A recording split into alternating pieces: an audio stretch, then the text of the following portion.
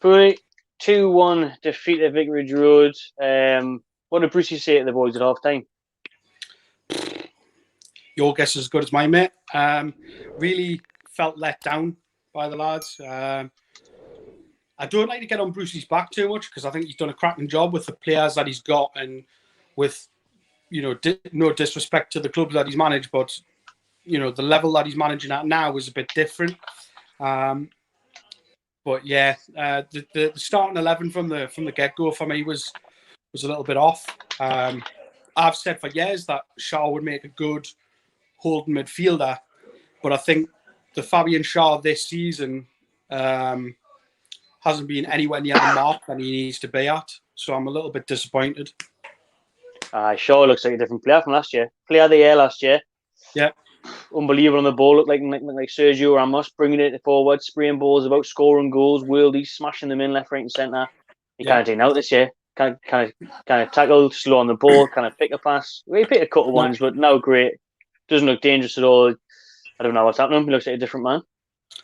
I think, like with the takeover hanging over the top of it, I think a lot of players are either going to be spurred on or probably felt a little bit let down by that.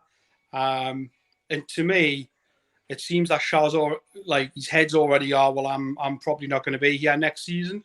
His heart doesn't seem in it, his head doesn't seem in it, and he can't seem to buy a performance at the minute. I know we've got injuries within the squad, but you've got actual centre midfielders on the bench, and with the formation that we've been playing, he doesn't really fit into it. If you were playing him as an out and out sort of holding midfielder, and you were playing like a John Joe ahead of him, then fair enough. But you're not. You're asking him to do the same sort of job, and it doesn't really fly with me. So yeah, a bit shit. We didn't deserve to win, but I don't think we deserve to lose either. The performance, we didn't perform very well, but we've had at least one of those penalties isn't a penalty. Yeah.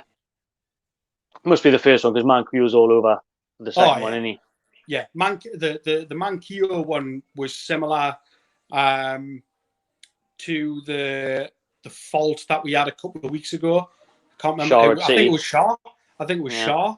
Shaw. Very, very similar in terms of he was all over him for absolutely no reason. Doesn't need to be there. Make their presence known by all means, but no need for the foul. Just one of them. I didn't help us. I did with gifting Watford those two penalties to let them come back in the game, because apart from that, I mean, Deeney had a couple of efforts easily saved by Dubravka. Should Newcastle have been more comfortable? You had St. Maximin 1-on-1. You had Gale put one over the bar. I think so. St. Maximin had a couple of decent opportunities, and I'd like to think that his form leading into the game would say that he would probably put those away. Obviously not. Gale had a good opportunity as well. We could have probably been 2 or 3 up. If I was going to be very critical of Watford themselves, but hats off to them. They stuck in. They didn't give up. They got a stone wall penalty, and they got one handed to them. We can't really do anything about that.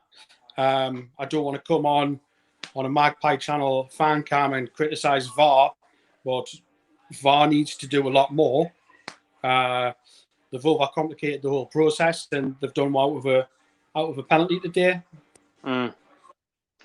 And finally, reckon Matty Longstaff got a future at the club. You can't get a game, can he? I mean, if centre backs are playing ahead of him in centre mid, then it's not looking good, is it? So the two things that I would take away from that is, he's got a centre half playing ahead of him. That could be either him or his agent or whoever has had a word and said, look, if you're not going to be here next season, don't run the risk of an injury.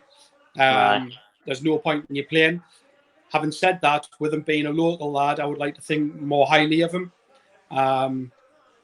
But from everything that I've read, he's been offered a good contract. Not spectacular that maybe he's after, but if that was me pulling on a Newcastle United shirt and doing something that I love for the club I love, you should maybe just sign the contract.